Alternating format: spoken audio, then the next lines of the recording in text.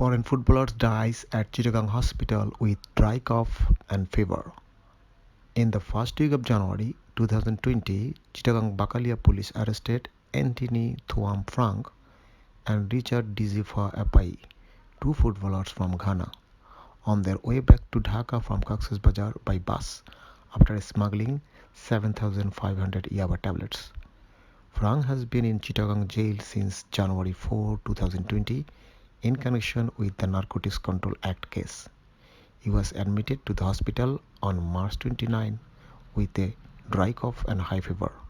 Twum Frank, a former player of Abahani Limited of Bangladesh, died at Chittagong Medical College Hospital on the morning on May 1st while undergoing treatment for dry cough and fever.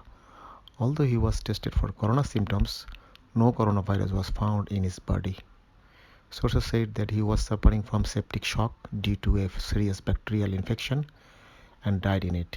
He was only 27 years old.